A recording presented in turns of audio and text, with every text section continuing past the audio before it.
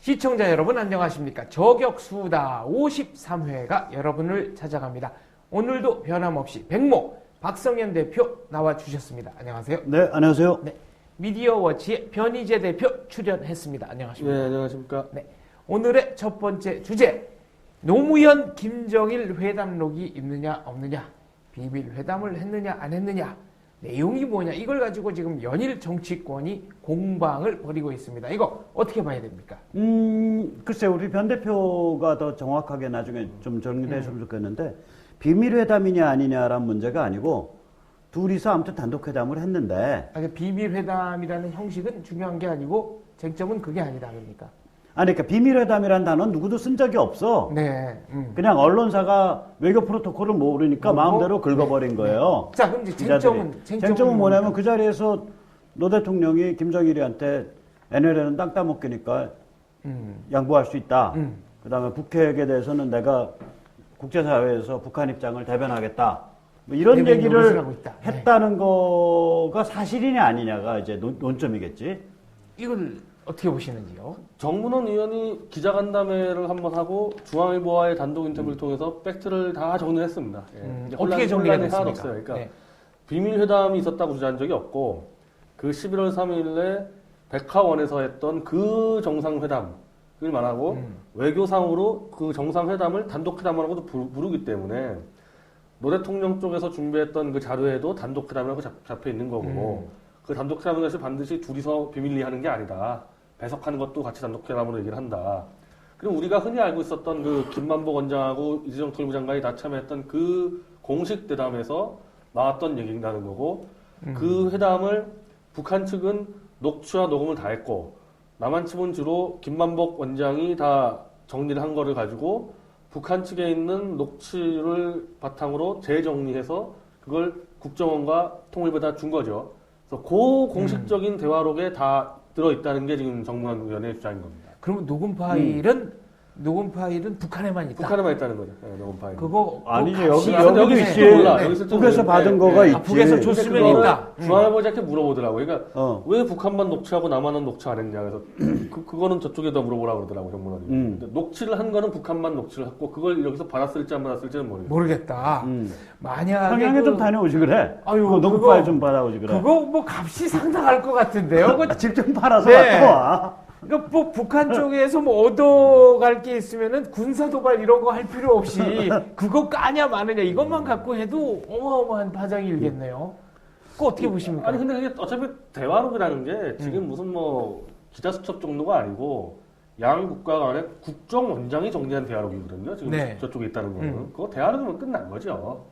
그리고 그 대화록 안에 아까 얘기하신 NLL은 무슨 미국이 마음대로 걷다 막 이딴 얘기들이 들어있다는 건데, 그럼 그건 이제 더 문제가 되는 게 둘이 비밀 회담이 아니라 배석자 인데서 그 얘기했다는 거 아니에요. 그럼 배석했던 김만복, 이재정 다 알고 있다는 얘기 아닙니까 지금? 문재인 당시 비서실장도 내용을 알고 있다고 봐야죠. 뿐만 아니고 오늘인가 보도 나왔잖아. 그 문재인 실장 주재 아래 NLL에 대한 입장 정리를 위한 회의가 있었다는 거 아니야. 그러니까 정상회담을 하기 전에 사전 미팅이 있었다는데 거기에서 그 NLL 가지고 날 세울 거 없이 그 양보하자라는 식으로 얘기가 정리됐다는 얘기가 오늘 그 나왔는데, 그러니까 이게 그 노 대통령이 그냥 즉흥적으로 한 얘기가 아니다 이거지. 사전에 조율을 거쳐서 이른바 노무현 대통령 주변 있는 주변인들의 의견을 취합해가지고 한 얘기다. 심지어 오늘 보도에 의하면 그 회의 자료를 당시의 국정원 산하의 국가안보전략연구소 선임여군원 모 씨가 만들었다. 라는 얘기까지 오늘 나오던데. 뭐. 그 모 씨의 이름은 아직? 아니, 모 씨 있는데 내가 기억을 못하지. 나 연식이 오래됐잖아. 내가 우리 마누라 이름하고 내 이름, 내 애들 이름 기억하는 것도 바빠, 인생이. 그 첫째, 둘째, 셋째 이름은 맞춰서 기억하시는 건가요? 아니면 랜덤으로? 랜덤으로 작용할 때가 가끔 있죠. 이게 인생의 비애가 시작되는 거지. 그러니까 애들 이름하고 얼굴하고가 가끔 엇나갈 때가 있다. 그렇지. 이제 전라도 말로 해서 아가 하고 부르는 거지. 네, 그러니까 이제 대명사로, 고유명사가. 거시기. 알겠습니다. 이제는 더 이상 증인 논쟁은 끝났어요. 그냥 이미 2007년도 보도들이 다 공개가 됐는데. 자, 진위 논쟁이 끝났다고 하는 것은 녹취록 내지는 회담록의 존재는 분명히 있다. 예, 그렇죠. 근데 네. 무슨 얘기냐면은 문재인 후보 자체가 2007년도 9월 한 24일인가 정상회담 앞두고 국회 출석해서 NLL 논의할 거냐. 문재인 후보가 그 당시 비서실장이었죠, 대통령. 네. 북한이 요구해오면 NLL 논하겠다 이렇게 얘기했고 그 문재인 후보가 주재한 회의에서 NLL 들어오면은 이렇게 해가지고 공동어로 수역으로 얘기하겠다 네. 논의 나왔고 정상회담 뒤에 노 대통령이 기자간담 해가지고 아니 그 공동어로 수역이라는 건 무슨 소리요? 공동어로서 이거는 그러니까 NLL 이렇게 선으로 돼 있잖아요. 그렇죠. 그럼 이제 계속 이제 주로 북한 배들이 왔다 갔다 넘어 이게 문제가 되니까 이걸 하나의 면으로 해가지고 서로 자유롭게 왔다 갔다 한다. 지금 그건데 그럼 쉽게 얘기하면 NLL이 없어지는 거지. NLL 아래 북한 배들이 와서 또 꽃게잡이 하든 어로잡이 하든 들어오는 하자. 그러니까 문 후보가 정말 이게 머리가 좀 이상한 사람이야. 어떤 면에서 그렇습니까? 일단 북한의 그 지역에 뭐 북한 전체가 그런데 그 지역에 그 정도까지 거리로 나와서 배를 잡을 수 있는 거는 전부 북한 해주 팔전사 소속 군인배예요. 그러니까 어민, 고기를 잡는 우리식 개념의 순수한 어민이 아니라 군인이 나와서 그리고 고기잡이 한다. 뿐만 아니라 네. 그렇게 해서 꽃게는 그걸 잡으면 해상에서 지금도 네. 중국 배를 통해서 삼각 밀무역을 하거든. 그렇죠. 중국 그러니까 북한 군인들이 조업한 거를 네. 혹은 군 컨트롤 아래 조업이 일어나. 네. 해산물 조업이 네. 거기가 조개무지라는 데예요. 황해도 앞에. 조개무지. 예, 이름이 그러니까 참 이쁘군요. 그게 그러니까 그 일정 면 아래 대륙봉 위에 조개 그 무덤이 어마어마하게 형성돼 있어가지고 거기서 엄청난 그 물고기 어족 자원이 나온다는 거 아니야. 물고기들이 먹을 게 많으니까. 예, 그런데 그러니까 북한의 그 군인들이 컨트롤하는 배에서 고개를 잡으면 그런 배밖에 없는 거지. 그거를 중국 배에 팔어 해상에서 밀무역으로. 그 중국 배가 한국 배에 팔어 밀무역으로. 그럼 한국 배가 그걸 싣고 자기가 잡은 걸로 해서 인천에 들어오는 거예요. 그러면 이제 한국산, 네, 국산 생선이 되는 거죠. 사실은 국산이지 뭐. 우리 연안에서 난 거지. 근데 그게 이제 공동어로로 하면 그게 중국이 낄 필요도 없지 이제. 중국 배가 직거래 암시장이 형성되죠. 네. 근데 그러니까 이거는 뭐 고기잡이 문제가 아니라 그러면 NLL 말하자면은 경계선, 군사분계선 영토로서의 NLL 개념은 완전히 희석이 되는 겁니다. 그러니까 그 무슨 얘기냐면 멀쩡한 남의 나라 저 구축함 우리 대한민국 구축함을 와서 어뢰로 쳐부수는 애들인데 네. 거기 무슨 어민이 따로 있고 군인이 따로 있냐고 그 체제에. 그래 어민들은 들어와서 수로 저기 뭐 어로 작업을 해도 된다. 이게 말이 안 되는 소리야. 내가 다른 예 들어볼게. 내가 네다바일 당해서 알아. 어떤 경우? 이 네다바이가 방송 적합 요건지는 2000년에 말이야. 네. 2000년. 그 방송을 고치면 되지. 내가 고칠 일이 아니라. 네. 2000년에 그때 햇볕 막 나왔을 때 내가 감격을 했다고. 근데 내 후배 녀석이 와서 북한에 고기 잡는 장사를 좀 시켜야겠다고 돈을 모으자 그래. 네, 그러니까 어민들. 그러니까 북한에다가 고기를 잡게 해서 네. 그걸 수입을 하겠다는 거예요. 종잣돈을 좀 모아달래. 네. 그래갖고 내가 사방팔방 다녀서 2천만 원씩 2억을 모아줬지. 그래도 뭐 투자자들이 꽤 있네요. 그때 이제 네. 햇볕 이제 다 바람 들려서 움직일 때요. 내가 그래서 햇볕에 해자 만들어줘요, 사는 두드러기나. 뭐 좋은. 그래가지고 네. 아니 저기 그 남북 관계 그 이름 있는 후배야. 네. 그래서 이제 어떻게 진행이 됐습니까? 그래갖고 20만 달러를 집어넣었어. 이 후배가 이거 어떻게 잡혀 들어갈 소리인지 아닌지 모르겠다. 아무튼 그 당시에 네. 집어넣었어. 나는 그 뭐 옛날 얘기니까. 네. 하나로 건넸고, 집어넣었는데 그 다음에 돌 던진 거요. 근데 어디서요? 그러니까 우물에 돌 던진 거예요. 무슨 얘기냐면 그때 야 이게 이 돈이 왜 들어가냐 그랬더니 기름이 없어서 출하를 못 한대. 기름사인데 네. 그물이 없어서 그물을 못 친대. 그물사인데 밑감이 없어서 고기를 못 잡는데 밑감사인데. 그럼 배는 있었나요? 배만 있다는 거야 간신히. 그래서 20만 달러를 모아서 집어넣어 줬다고. 그랬더니 그러니까 2억을. 네. 문제는 뭐냐면 그 돈이 어떻게 집행이 됐는지. 추적이 안 되는군요. 추적이 안 되니까 당이 먹고 특히 군이 많이 먹었다 그러더라고. 그러니까 얘들이 이미 그 12년 전에 그 정도로 문란하게 부패해 있어요. 네. 요번에 5성기 가지고 뭐 걸레로 썼다 그러잖아요. 중국배 납포한 다음에 그렇죠. 중국 국기 네. 뜯어서. 그 문란함과 폭력성이라는 건 말을 못 해요. 근데 이런 애들 이게 그리고 그때 걔가 그러더라고. 12년 전에 북한의 어업은 당과 군의 소관입니다. 특히 군의 소관입니다. 군의 저거입니다. 저게 빨대입니다. 그 친구가 나한테 그러던데. 그래서 그 무슨 얘기냐면 NLL의 북한 해군 발전사 이런 걔들이 이제 요번에 깬 애들 아니야. 저기 연평도도 걔들이 천안함 연평도 다 그 해군 발전사잖아. 북한 해군, 인민해군. 그런 애들이 들어와서 고기를 잡게 해서 걔들이 남쪽에 잡은 고기를 밀무역을 하게 해주면 그게 나중에 어뢰와 포탄으로 우리한테 돌아오는 거예요. 고기를 잡게 해주면 돈은 돈대로 뜯기고 그럼 우리 그 바다에 살고 있는 어족 자원은 어족 자원대로 뜯기고 황폐해지고 그래서 그 만든 돈으로 다시 그럼 어뢰 이런 걸 쏴서 우리 그 해군 그럼. 장병들의 목숨으로 생명이 그럼 네. 그게 해군 발전사 수입원이요 거기가. 근데 12년 전에 그럼 어떻게 멸치 새끼 한 마리라도 없어. 그냥 20만 불 들어가고 그걸로 녹아 없어지고 끝난 거거든요. 끝나. 뭐 어디 가서 따줄 데도 없고.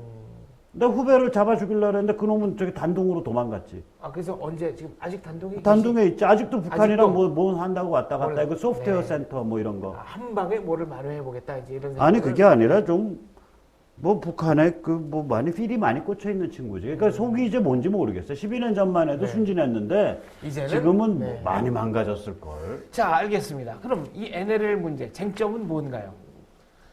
이제는 지금 이정희 통진당 후보가 치고 나왔잖아요. 노무현 대통령이 NLL은 영토선이 아니다. 그래서 이거 처음부터 다시 하겠다라고 발언한 게 맞다. 그리고 말이야 바른 그런 말 했다면 말이야 바른 말 아니냐? 그러니까 미군이 제멋대로 갔다는 그 말을 쓴 말은 반만 얘기고 그게 아니고 아예 5당 원내대표, 5당 대표들하고 만났을 때 그 얘기했다.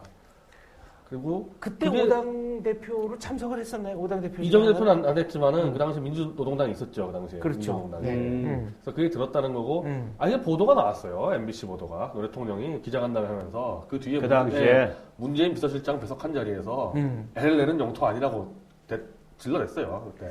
자, 이게 근데 나도 찬성이야. NLL은 영토인데 미군이 마음대로 걷어. 그러니까 저거는 다시 수복을 해야 돼. 그러니까 신의주 앞에 있는 섬까지 다 우리 거요. 그러니까 저기 병란도 뭐 이거 그럼 다 우리 거요. 네. 그러니까 NLL이 미군이 골 아프니까 웅크려 갖고 그 연평도 그 백령도 앞으로 웅크렸단 말이에요. 제가 전에도 얘기했지만 저게 뭐지? 저 휴전협정 할 때. 그렇죠. 미군이 일방적으로 뭉클인 거예요. 53년 7월에 휴전협정. 유엔군이. 그럼 그 당시에 해군력, 공군력이 이쪽에 쓰이니까 섬은 다 우리 건데. 그러니까 NLL을 나는 다시 회복하자. 네. 이렇게 좀 더 북쪽으로 그 신의주 앞에 있는 섬까지. 그게 우리가 말하는 진정한 NLL이다. 그럼. 이런 말씀이 되겠네요. 과거에 DJ가 정치적 입장은 다르지만 나는 박철원이라는 사람을 높게 평가한다.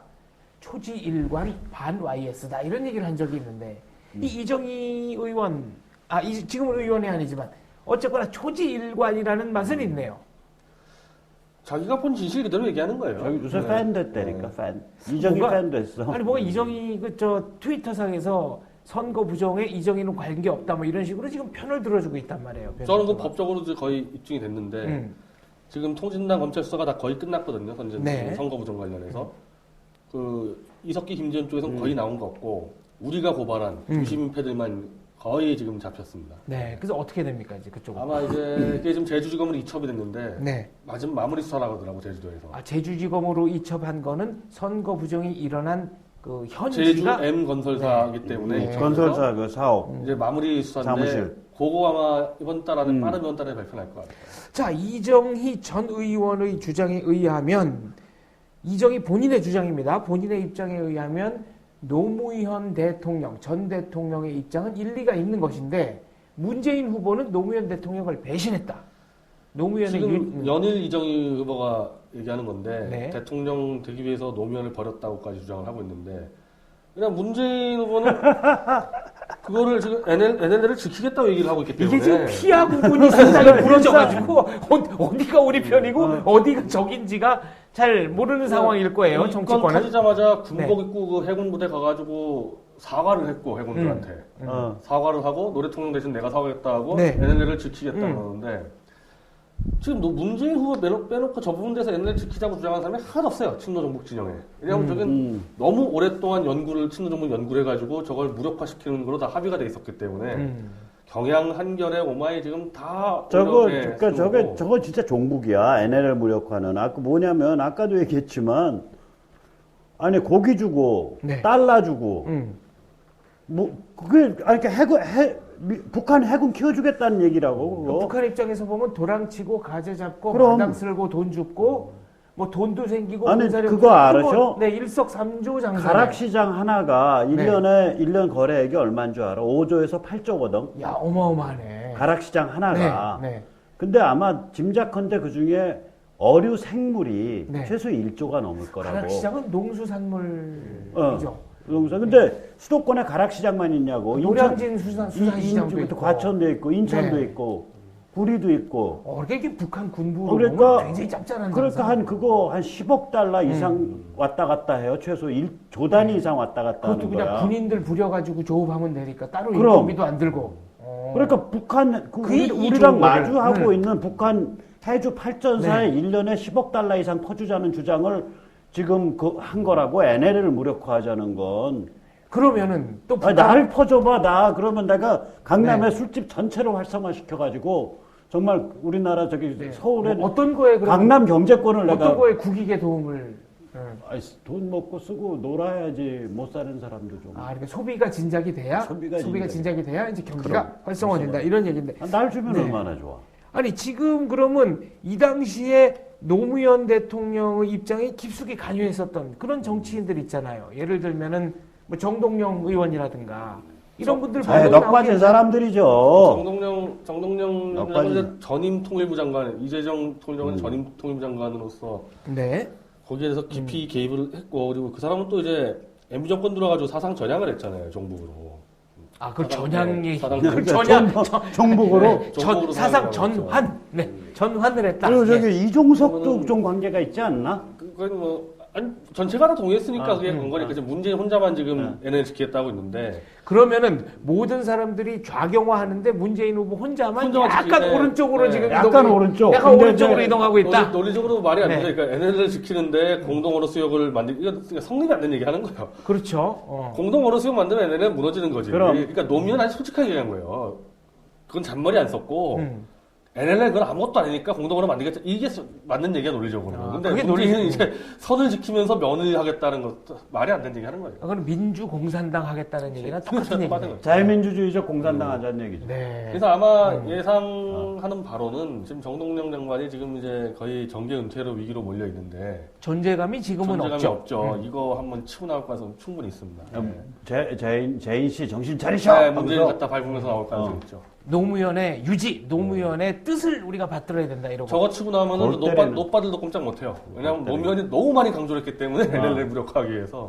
그 수많은 동영상부터 발언록부터 많이 남아 있는데, 자 지금 이재정 전 통일부 장관 얘기가 나왔습니다만은 이분은 회의록 자체가 있다는 게 무슨 날조다. 정문원 의원이 말도 안 되는 얘기를 했다. 그래서 고소를 한다고 하고 있고요.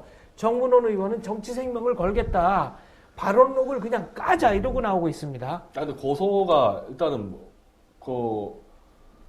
회담록을 허가 없이 본 그거에 대한 고소면 말이 될 수가 있어요. 말이 될 수가 있는데 명예훼손은 사자에 대한 명예훼손, 본인 자기에 대한 명예훼손인가 하는 건 좀 성립이 안 되는 것 같고. 복잡할 거 하나도 없고. 역시 변 대표가 소송을 여러 번 해보더니 법리에 굉장히 좀 밝아졌어요. 그러니까 이제 정문원 의원도 내가 확실하게 가서 또 이제 법률 컨설팅하고 또 이거 좀 두드리는데. 변호사법 위반 아닙니까? 우린 변호사법 같은 거 우습게 알지. 정문원 의원도 그러니까 법적인 건 문제를 알기 때문에 봤다는 얘기는 못 하는 거예요. 봤다는 얘기는 못 하고. 1급 비밀을 저희가 보면 안 되는 거거든. 근데 그거를 이미 많이 보도가 된 게 건데 MB 정권에서 한 4-5명 봤다. 그러면 대통령 봐가지고 이명박 대통령 본 다음에 기가 막힌다 했던 거 아니에요? 그리고 네. 대통령실장 받겠죠. 그리고 외교안보 수석 받겠지. 그리고 통일비서관 받겠지. 신문 보도에 의하면 기가 막히면서도 웃긴 내용이다. 하도 기가 막혀서 이거를 공개할까 생각했다. 또 정문원 의원은 대한민국 어딘가에 녹취 파일이 남아있다는 얘기도 있다. 우리 지금 선문답 같은 얘기만 오가고 있습니다. 그거 녹취 파일 돌아다니면은 파괴력이 한 10배 강해져. 근데 문서랑 저는 달라. 궁금하다 이거예요. 국민의 한 사람으로서 너무 근데 궁금해. 이미 정문원 의원이 되게 정리했어요. 그러니까 과정 얘기 잘못하면 제가 불법으로 걸리니까 그러는데 답은 나왔어요. 국가 1급 비밀 국회의원 3분의 2 동의 걸쳐가지고 공개하면 끝나는 겁니다. 그러니까 공개를 할 수 있는 합법적 방안이 많이 있는 거네요. 아니, 합법적 방안이 국회의원 3분의 2의 동의. 근데 네. 동의를 하더라도 국민들 보기에 다 공개하는 건 아니고 일단 공개됐을 때 방법들은 또 다양해요. 그러니까 핵심적인 몇몇만 가지 사실 확인하는 방법도 있고 진짜 아까 말씀드린 대로 뭐 전면 다 공개할 수도 있고 그건 방법은 논의하면 되는데 어쨌든 국회의원 3분의 2만 동의하면은 볼 수 있기 때문에 뭐 그거 간단한 거 아닙니까? 간단하게 그러면 문재인 후보만 네. 동의하면은 볼 수 있는 거예요. 지금 당장에. 그렇게 여야 동수로 한 서너 명씩 아니 근데 몇 사람만 가서 아니 보면 되는 거 아니에요? 백모가 굉장히 애국적인 사람이다. 이런 것도 국가 1급 비밀인데. 왜 그게 이거? 근데 그런 문헌이나 녹취록이 그런 존재하나요? 거 함부로 얘기하면 다 잡아넣어야 돼. 알겠습니다.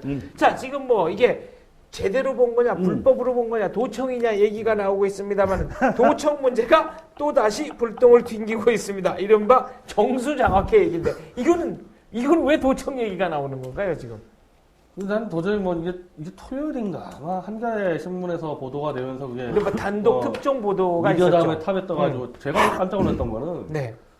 정수장학회가 MBC라는 회사의 지분을 방송문화진흥회가 70% 가지고 있고 정수장학회가 30% 가지고 있어서 쉽게 말하면 정부가 70% 정부가 가지고 70이고 있고 민간재단이 30% 갖고 있으니까 네.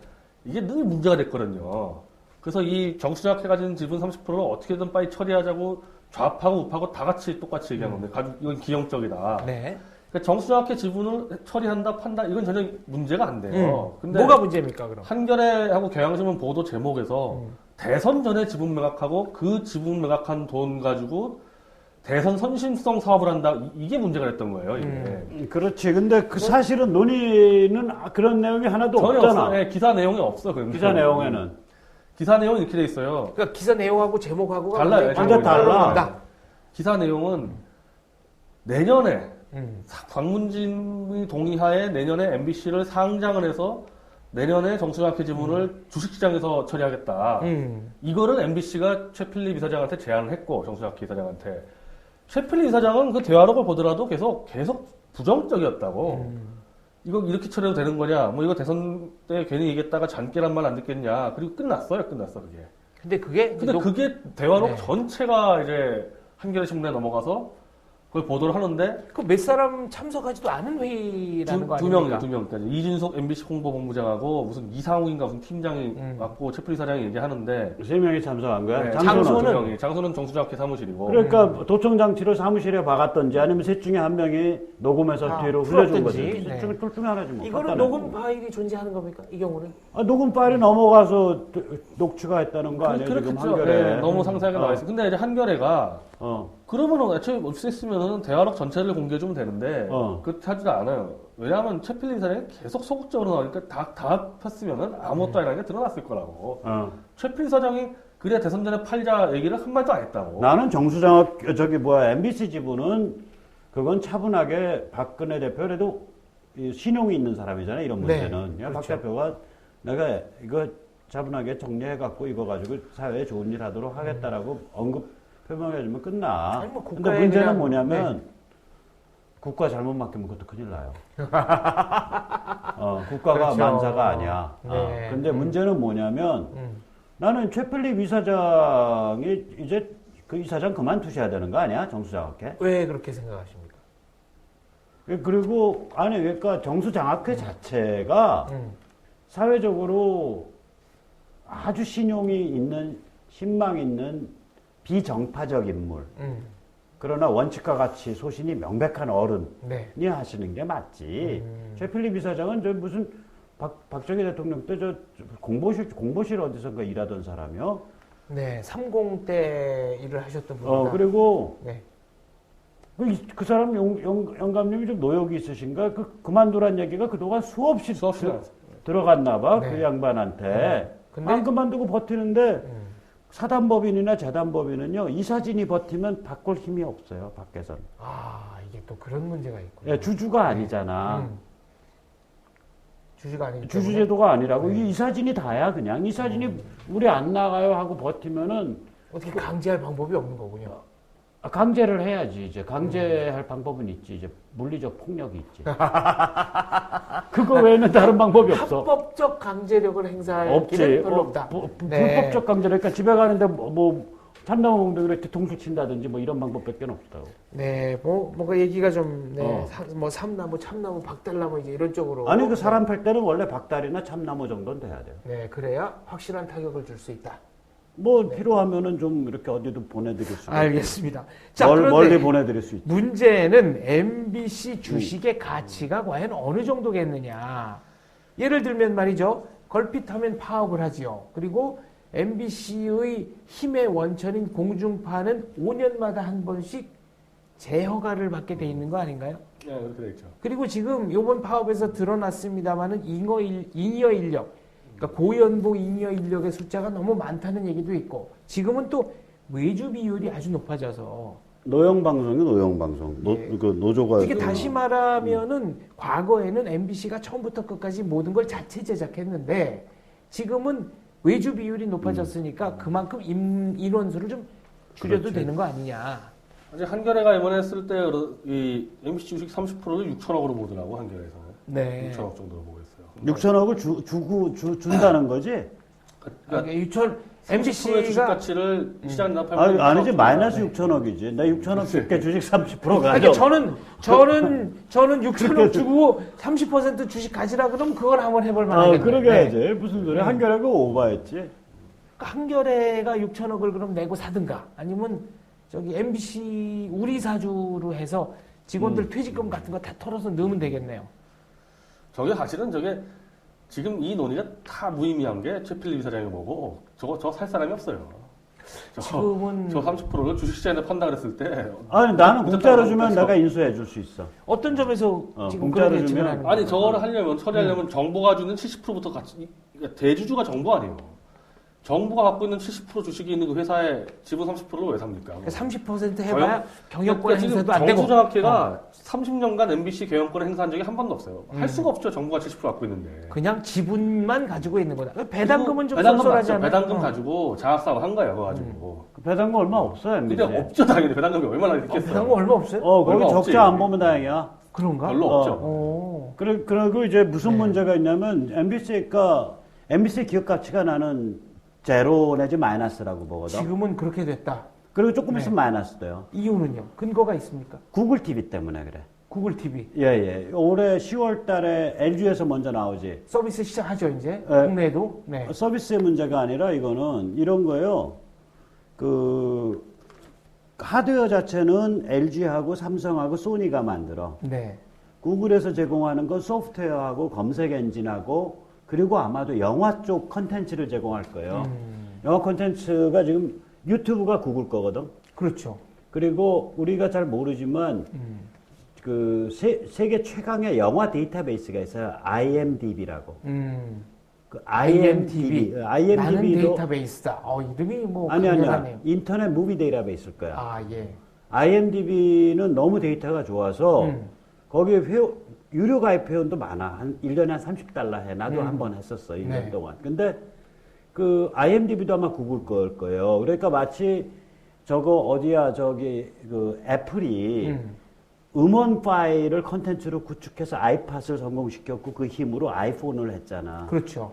구글은 다이렉트로 영상으로 갔다고.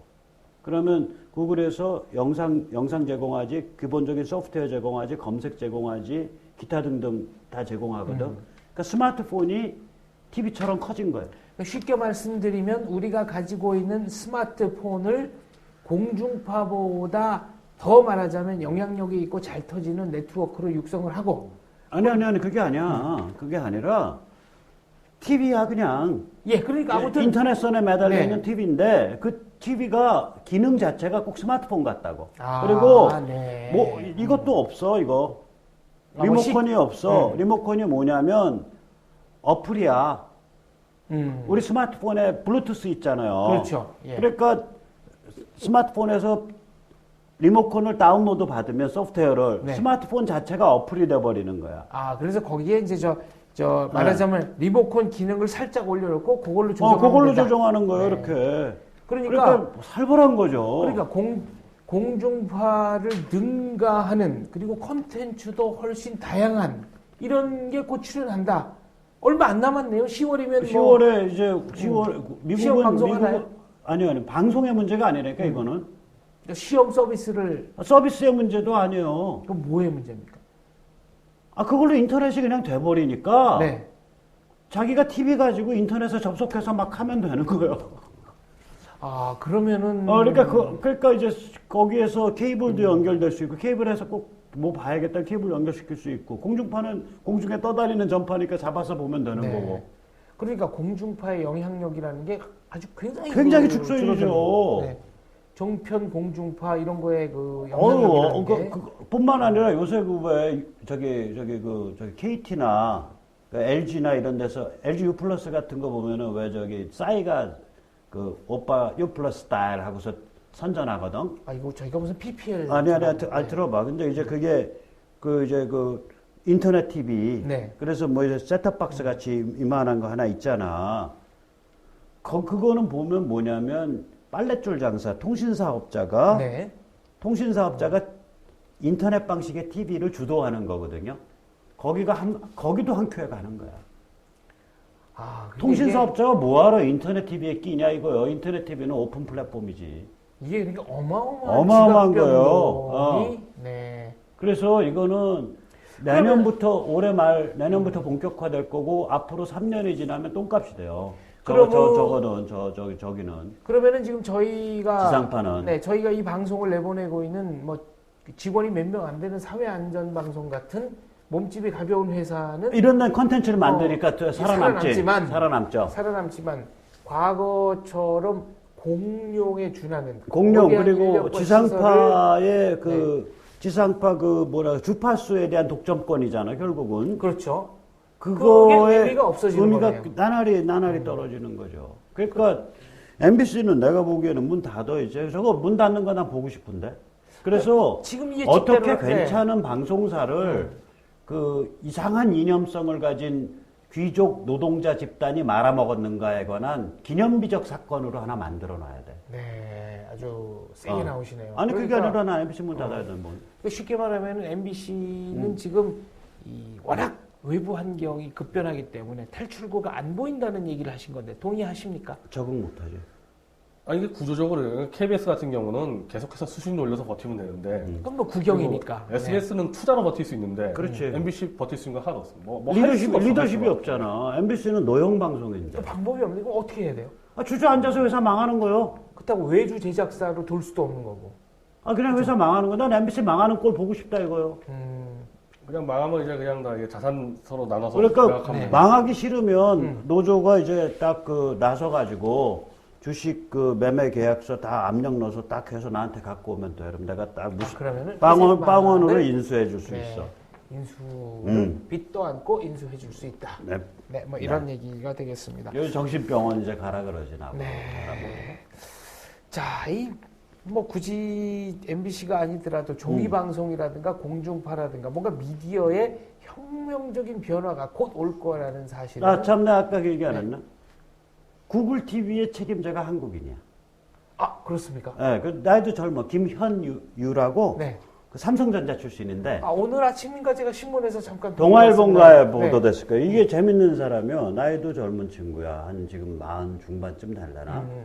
이게 외국 회사는 구글 정도 되면 내가 잘은 모르지만 조직도상 사장이 한 10명쯤 돼요. 네. 프레지던트가. 걔들은 사장이 많아. 네. 김현우 정도 되면 아마 VP일 거야. 바이스 프레지던트. 그러니까 우리말로 치면 상무 정도 돼요. 네. 사장이 우리로 치면 전무급이거든요. 그게 상무 정도 되는데 그럼 VP가 구글 정도 회사 되면 한 60명에서 100명이 넘을 거예요. 네. 그 중에 한 명인데 이 책임자야. 구글 TV. 그러니까 전 세계 미디어 혁명을 선도하는 자리에. 그렇지. 아주 영광스럽게 그 실무 책임자로 세계 최강의 회사에서. 자, 변화의 속도가 너무 빠르면 변화가 다 일어난 뒤에도 뭐가 바뀐 건지 잘 모르는 경우가 있는데 이 미디어 혁명이 바로 그런 경우라고 생각이 듭니다. 자, 아날로그 얘기로 다시 한번 돌아와 보죠. 박근혜 후보 쪽에 김무성 선대본부장 이 인사는 잘 된 겁니까? 우리 변 대표는 뭐 인사는 모르겠어요. 난 뭐 지금 인사하는 게 워낙 급하니까 막 갖다 끌어붙이는데 이제 총선 때 내쳤던 사람들. 제가 지금 이 말씀을 왜 드렸는지를 얘기해야 되는데 여태까지 복지 포퓰리즘에 대해서는 아무도 감히 뭐 반기를 들거나 반대하는 목소리를 안 냈는데 이 김무성 이한구 원내대표가 했었지. 그 잘렸잖아요. 그래서 빨리 잘리기는 어떻게 잘라 헌법기관을? 아니 어쨌거나 이 선대본부에서 중요한 자리에 있다가 뭔가 강등이 되고 내쳐진 듯한 느낌이 들었는데 이 김무성 선대본부장이 복지 포퓰리즘을 아주 정면에서 들이받았단 말이죠. 그래서 드리는 말씀입니다. 오늘 아침에 그러니까 월요일 날 아침에 김무성 본부장이 당내 회의에서 표를 의식해서 국가의 건전 재정을 무시하고 과잉복지와 포퓰리즘으로 국민들을 속이려는 정치 세력의 집권을 막는 것이 새누리의 사명이다 그랬어. 뭐 시원한 한방 같다는 생각이 드는데 시원하게 한방 질렀지 오래간만에. 현 대표는 이 발언에 대해서 어떤 평가를 하고 아직은 있습니까? 좀 시기상종자에 그분 지금 뭐 부유세이기도 하고 좀 왔다 갔다 하는데 어쨌든 아마 김무성 선대 총괄본부장 입장에서 상당히 신경 쓰이는 사람이 있을 거예요. 누굽니까? 국민행복추진위원회 김종인 위원장. 왜냐하면 여기와의 관계 속에서 지금 다 경제정책 문제이기 때문에 김종인이 뭐 김무성이나 이한구의 짭이가 되나? 그 노인네가 짭이 안 돼. 뭐 근데 이런 게 혼자서 시끄럽게 그냥 뭐 좀 수틀리면은 갑자기 잠적한 다음에 뭐 얘 안 자르면 나 안 하겠다 지금 이 방법이에요. 이 방법. 몽리의 전문가인 것 같습니다. 그래서 김무성 본부장에게 노련하니까 요거를 어떻게 할까 상당히 많은 그래서 맞춰주는 발언도 많이 해요. 맞춰주는 발언 했다가 쳤다 맞췄다 하는데 이른바 밀당을 열심히 능숙하게 하고 오늘 있다. 발언은 이제 좀 세게 한 건데 현재까지는 지금 이제 아직까지도 그 김종인 위원장이 얘기하는 경제 문제가 실체가 아직 안 드러났어요. 그 사람은 실체가 없어. 도대체 뭘 했는지 아직까지 안 드러났기 실체가 안 드러난 게 실체가 없어. 나 그 사람은 보면은 실체가 없기 때문에 드러낼 게 없는 거다. 그 사람은 그냥 나는 이렇게 생각해. 뭐냐면 그 사람 입장에서 보면 재벌이나 대기업 볼 때 요놈들 우리가 옛날에 다 키워줬던 애들인데 얘들이 왜 사회 주류가 됐냐? 네, 본인은 그렇게 생각한다니까. 올드가이들, 그 관료 출신들, 특히 독일에서 공부하고 그거 있으면, 그러니까 그런 일종의 열등감이지. 근데 이게 요놈들이 어느 때가 아니라, 지금 살아남아 있는 우리 대기업이라는 게, 박정희 시절 대기업의 100개 중에 3개, 2개가 살아남아서 지금 글로벌 기업이 된 거예요. 나름대로 진화의 그럼요. 그러니까 100분의 3이요. 그러니까 닭을 100마리 모아놓으면 봉이 2마리라고. 봉 나온 거라니까. 하기야. 그러니까 자기가 봤던 닭을 보고 그게 뇌리에 박혀 있는 거예요. 그러니까 지금도 삼성, 현대 이런 거 보면 요 달구 새끼들이 왜 이렇게 삼성, 까부냐. 뭐 이제 이런 생각을 하는 거지. 지금 그러니까 살아남은 기업 세상에 대한 원한이 있는 사람 같아. 난 김정일 씨 보면. 원한까지 또 이렇게 감정적인 문제로 넘어가시는데. 노인네가 잘 사는 사람이 왜 이렇게 노욕이 많아? 잘 사시는 건 맞습니까? 몰라. 소문에 의하면 뭐 양복도 어마어마하게 비싼 거 뭐 이런 몸에 붙이고 다니는 것도 무지하게 비싼 거 하신다는데? 뭐 하기야 이렇게 얼핏 보면은 이 옷감이라든가 이렇게 틀을 봤을 때 이 옷이 굉장히 그 수제 고급품 같다는. 그런 사람 옆에는 잘못 가면 안 돼. 왜요? 키스나면 물어줘야 되는데 물으면 한 2천만 원 물어줘야 되는데. 그렇게까지. 아무튼 그분 아마 이제 이번에 국민통합이 구성되면서 저 한강욱 씨, 뭐 김경재 씨 그리고 오늘 이윤수 씨, 안동선 씨 이른바 동교동의 난닝구 원로들 왕창 들어와 있는데 이 사람들 동교동 난닝구들 입장에서는 이념 대결의 문제가 아니라 김종인 씨는 이른바 군사정권하고 같이 했던 사람 아니에요. 군사정권 시다발이지. 진보 역적 사는 걸 못 참아줘요. 그냥 자체로. 박정희 권위주의 정부의 시다발이 하던 노태우와 시다발이가 와서 갑자기 무슨 뭐 개혁전 사태로 하는 거를 전두환 노태우 시다발이도 했지 그 양반이. 노태우 때 시다발이 하다가 돈 먹고 감옥 갔다 오신 분 아니에요. 그러니까 그런 분들이 이제 와서 어쩌고저쩌고 거를 못 들어주죠. 네가 뭔데 인마 낯살 처먹었으면 쭈그리고 앉아서 집에서 애를 손잡아야지. 갑자기 왜 개혁과 진보의 그치. 대명사인 양 네. 설치냐 이러고서 이제 한번 그치. 보겠구만. 그러니까 지금 여기 그런 식으로 생각을 할 수도 새누리 있다. 쪽에서는 웨빙 쪽에서는 이제 김종인을 떨어지면 이 사람도 볼 때 웃기는 거야 이거. 그러네. 독재 합잡이고 가지고 무슨 개혁 떠들어. 그래서 그러니까 본인의 좀, 언행이 잘 일치하지 않는다는 국민통합의 핵은 난닝구들 좀 조심해야 될 겁니다 아마. 난닝구한테 잘못 지키면 가지. 난닝구 그냥- 강목도 잘 써. 그냥 예, 강목이나 내가 절반이 난닝구잖아. 아, 그러시죠. 그냥 기자들 앞에서 하면 싸대기 맞을 수도 있으니까 아마 조심해야 될 겁니다. 아, 그러니까 그분들 언어가 다르지. 쓰는 언어와 이 행동 패턴이 좀 다르죠. 네.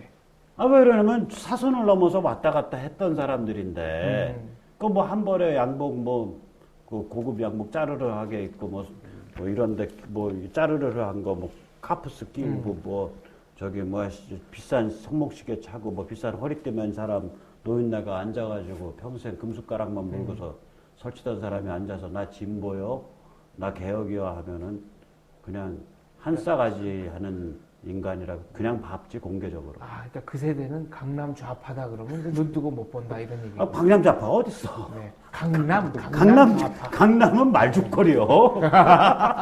말죽거리.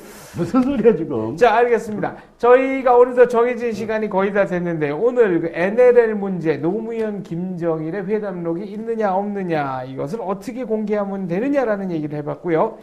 정수장학회와 MBC 간에 있었던 것을 이제 한겨레가 이른바 도청을 뭐 했는지 아무튼 특정 보도를 했는데 이것의 의미를 저희가 한번 탐 크루즈가 한겨레에 있어. 네, 분석을 해봤습니다. 그리고 복지 포퓰리즘 비판이 공식적으로 새누리당에서 터져 나왔다. 그래서 그 의미를 한번 짚어봤는데요. 마무리 발언 두 분 하시고 프로그램 종료하도록 하겠습니다. 우리 변 대표님. 아무래도 저는 그 NLL 사건이 결국 대선을 판가름되지 않을까. 그 정도로 큰 사건이에요. 그래서 지금 우리도 얘기할 때 NLL 얘기할 때 이제 안철수라는 사람이 얘기 안 나오잖아요. 그런데요? 안철수 의식을 캠프에서는 못했는데 아니 안철수 빠졌어. 네, 자기 뒤로 스스로 빠졌어. 답을 하지 않겠다로 빠졌기 때문에 그냥 게임에서 내려온 거예요. 그 게임에서 사람은. 내려온 네. 거야. 이건 국가안보 외교 통일 문제이기 때문에 게임에서 이걸로 내려올 수가 없지. 판이 결정날 건데 문재인 씨 상당히 위험하고 예, 공개를 했을 때 그리고 안철수 씨는 그냥 지 혼자 게임에서 내려왔기 때문에 네. 리그에서 자칫하면 내려갔다. 이제 부전승이 되는 수가 있죠. 부전승. 리그에서 내려간 거다. 자, 나는 좀 이제 그런 면도 있지만 요새 이제 새누리 박근혜 후보 쪽이 이제 지난 4.16 총선 때 뭐 비대위 뭐 김종인, 이상돈 뭐 이런 사람으로 비대위 짜는 거 보고 나는 내 입맛은 아니었거든. 이번에 이제 그 김무성 그 선대본부장 그리고 선대본 전체로 보면 뭐 비교적 잘 짜인 것 같아요. 네. 그러면 이제 이게 권력을 다투는 사람들은 양날의 칼을 잘 써야 돼요. 어떤 면에서 그렇습니까? 그러니까 더블 에지드 소드 양날의 칼은 그런 거잖아요. 뭐냐면 사람이 뛰어나고 무게가 나가고 자기 머리가 있고 자기 이니셔티브가 있는 사람을 부하로 두면은 일은 잘하지. 근데 또 거꾸로 뭐가 안 맞으면은 깊게 다쳐. 그렇군요. 네, 본인이. 양날의 칼이네요. 그게 그런 양날의 면에서. 칼이다. 그게 네. 권력의 속성이라고. 근데 박 대표가 양날의 칼을 쓰기 시작했다는 거를 나는 굉장히 높게 평가해요. 그만큼 자신감이 붙었다 이렇게 봐도 아니, 되겠습니까? 내가 보기엔 박 대표는 그 대한민국 음덕 한 60년이 몰려있기 때문에 네. 그 갑옷을 겹겹이 두르고 있다고 본인이 아는지 모르는지 모르겠지만 그러니까 양날의 칼 실컷 써도 돼. 알겠습니다. 네. 대한민국 대통령은 대한민국의 헌법을 준수하고 대한민국의 영토를 보위하며 대한민국 국민의 안전을 위해 최선을 다할 신성한 의무가 있는 자리입니다. NLL 이것을 퍼주는 것은 영토를 포기하는 것과 똑같다는 것이 저희 저격수다 제작진의 의견입니다. 저희는 그런 면에서 대한민국의 헌법을 준수하고 대한민국의 영토를 수호하는 그런 대통령의 출연을 기대합니다. 오늘 저격수다 여기까지입니다. 다 함께 저격수다 시청해 주셔서 감사합니다.